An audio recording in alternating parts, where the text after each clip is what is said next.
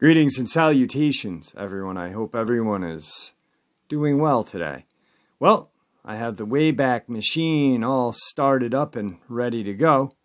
I hope you guys are ready to take a trip down memory lane. Before we do, though, a couple links. As you know, I rely on my Patreon, my PayPal, and my merch store to help the channel to continue to grow and go. All of those links are in the description below. Also, last but not least, Dogman, Frightening Encounters, Volume 1, 2, and 3. The audiobook version, written by Tom Lyons, narrated and produced by me, Jeffrey Nadolny, is available on Audible, Amazon, and iTunes. The links to those books are in the description as well. Now, everyone, I've taken enough of your time. Let's get on with today's upload. Shall we? Discovery of another wild man. Seen in Allegheny Mountains and his supposed murderer. Chestnut Ridge, Pennsylvania, December 6, 1895. A wild man has been discovered on this ridge 4 or 5 miles south of Bolivar. About a week ago, James Shirley, a citizen of that neighborhood, while strolling along the foot of the mountain, saw a queer-looking individual rapidly climbing the mountainside, as though making an effort to run away from someone. His clothing consisted of pantaloons worn off at the knees and an overcoat torn almost into shreds. He wore a slouch hat pulled down over his shaggy face, his hair falling in tangled locks on his shoulders. A searching party was organized and headed by Mr. Shirley, with Charles Johnson, made a tour of the ridge in search of the man.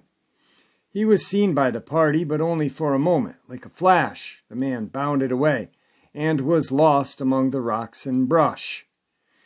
It is the opinion of some that the mysterious man is Brookmeyer, who killed his father-in-law in Indiana County 2 years ago, and who disappeared after the murder. The presence of this strange individual has created a good deal of excitement in the neighborhood. Another effort will be made to discover his hiding place. Comes to us from the Davenport Daily Republican, Iowa, December 6, 1895. Gigantic footprints found on Lake Shore. Lake Minnewanka, Banff National Park, 1895. Several people out fishing along the southern shore of Lake Minnewanka reported that they found human-like footprints of gargantuan size. They estimated that the prints were 19 inches long. This incident has given rise to speculation that there is a wild man in the area. Lake Minnewanka was originally called Devil's Lake. Perhaps this fellow's presence resulted in that name. Archived. Miners find remains of giant woman and child in ancient vault. Yosemite Valley, California, 1895. Several gold miners have stumbled on a mystery that has greatly surprised anthropologists. While prospecting, the miners noticed a pile of stones against the wall of a cliff. As the stones did not appear to be naturally placed, the miners removed the pile. Behind the stones, they found a wall that most definitely had been made with the knowledge of masonry. The joints between the rocks were all uniform, 1 to 8 inches in thickness. The men remarked that the wall was indeed a beautiful piece of stonework. Thinking that they might have stumbled on some lost treasure vault, the miners commenced immediately to tear down the wall. There was indeed a vault behind the wall, carved into the rock. It measured 9 feet 3 inches high, 18 feet 6 inches deep, and 8 feet 4 inches wide. It had, however, evidently been created to serve as a tomb, for all it contained was a mummified corpse resting on a ledge carved from natural stone. The corpse was very long, measuring about 6 feet 8 inches. It was wrapped in what appeared to be animal skins and covered with a layer of fine gray powder. The miners removed some of the animal skins around the upper part of the body, and, to their surprise, found that a corpse was a woman holding a child. When the relic was placed before men of science, all agreed that the height of the woman in life would have been about 7 feet tall. As women are generally shorter than man, it was then reasoned that males of the same species would have generally been about 8 feet tall or taller. All of the scientists further agreed that the woman's death predated the Christian era. This fact ruled out ancestors of local native people, the Awanichis, who it is believed settled in the area no more than 1,000 years ago. It was also pointed out that the Awanichis were small people, generally being around 5'3". It is interesting to note, however, that native folklore tells of terrifying giants who came to the valley long before the white man arrived. The giant's name was Ulinen, and he captured and ate the native people. The Awanichis eventually overpowered, killed, and buried the menace, thereby ruling out any connection with the giant woman found in the wall. Archived and then brought to date in 1975, Probe the Unknown magazine. Michigan's Wild Man, Jackson Lake, Michigan, June 5th, 1896. A strange story of a wild man reaches us from Jackson Lake, where it is said the woods and swamps are inhabited by a wild man. It is reported that the man roams about the woods clad only in garb of nature and an old undershirt. At times he approaches as near the dwellings of inhabitants as his mad modesty will allow, and gives signs of hunger. Settlers set out food, and he will take it and make for the woods again. Men who claim to have been perfectly sober claim to have seen him walking along the railroad tracks. He is said to be a Pole, and his language unintelligible. And as he is of massive frame and apparently possessed the strength of Hercules, people are afraid of him. Some people claim to know who he is, and say that he was driven crazy by the burning of his house, in which an infant child was lost, and the knowledge that his wife was leading a life of shame. It may be that the man is not as insane as he appears, but only lacks clothing enough to make him presentable before appearing in society. He may be as modest and backward as a country editor, and if supplied with a pair of creased pants, furnished with a comb with which to part his hair in the middle, and a bunch of cigarettes, he might be induced to come out and take the shine off of the Alpena swells. Comes to us from the Daily Northwestern, Oshkosh, Michigan, June 5th, 1896. Wild man in berry patch.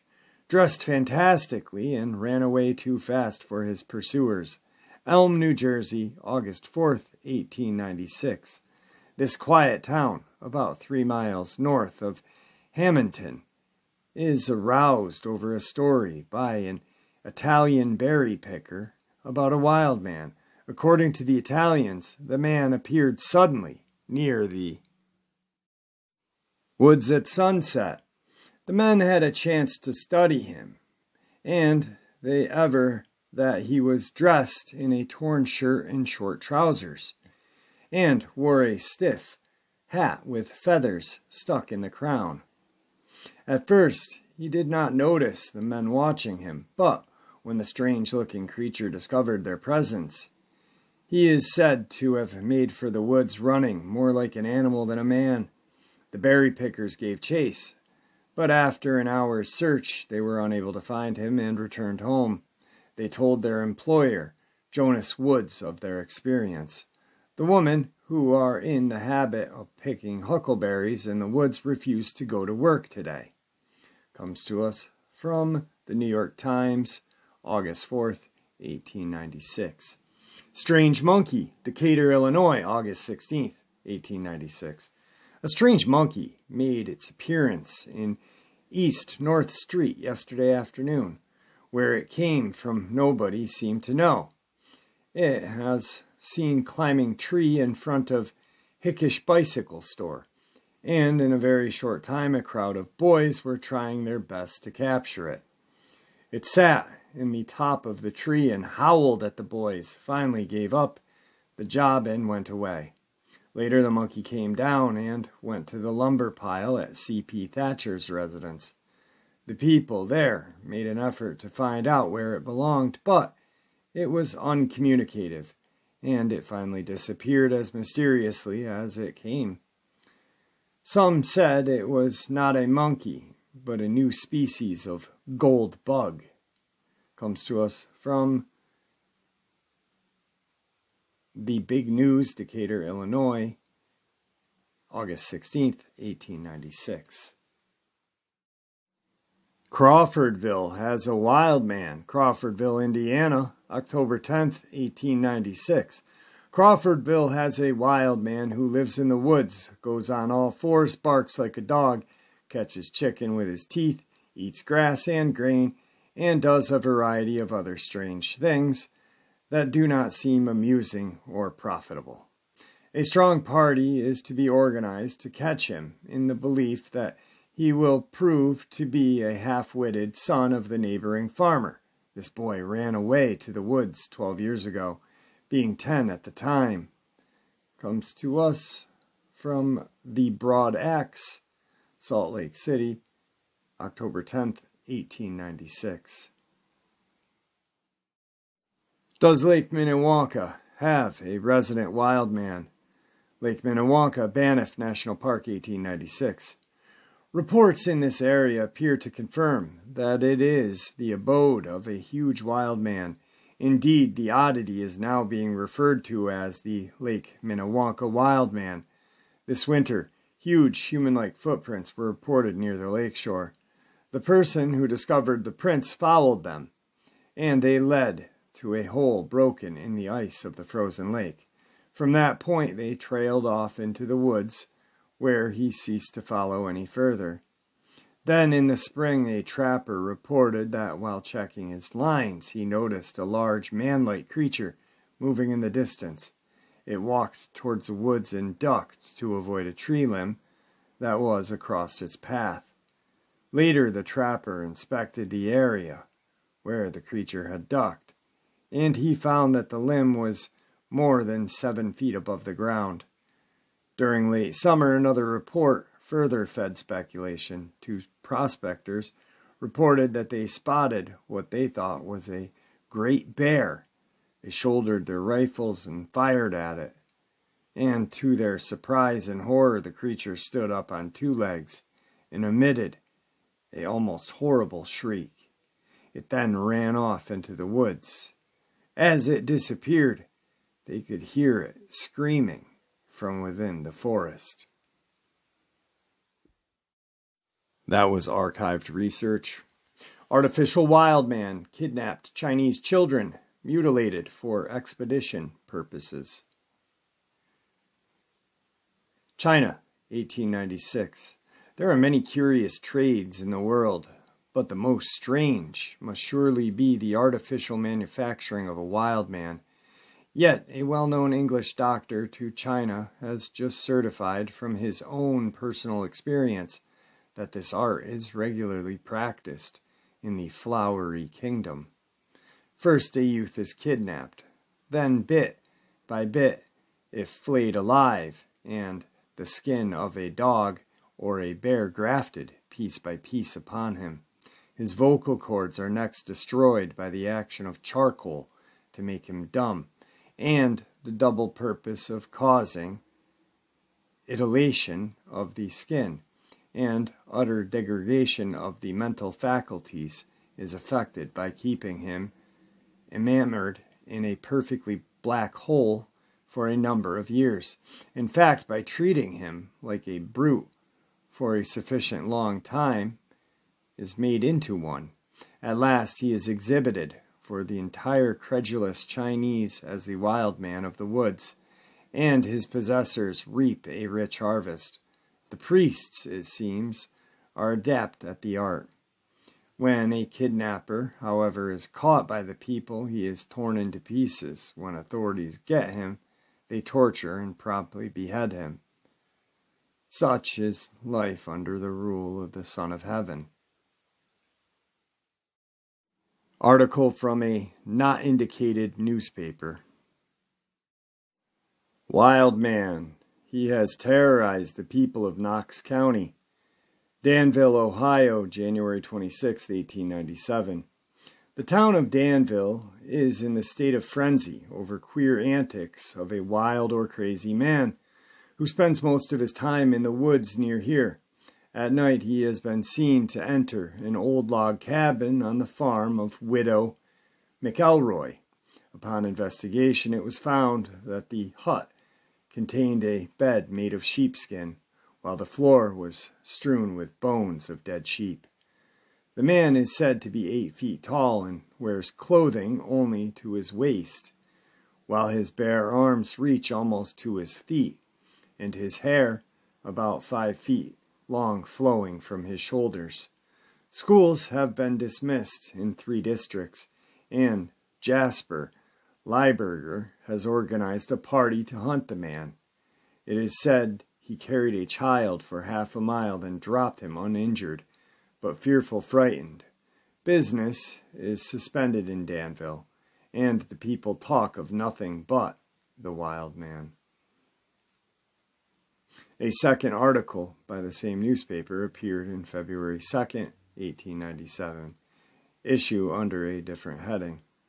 The information provided is essential at the time, except it is stated that George Welker, a farmer, was the first to see the wild man and gave pursuit, but was outdistanced. Also, the wild man was chased by a man on horseback, but he escaped as well.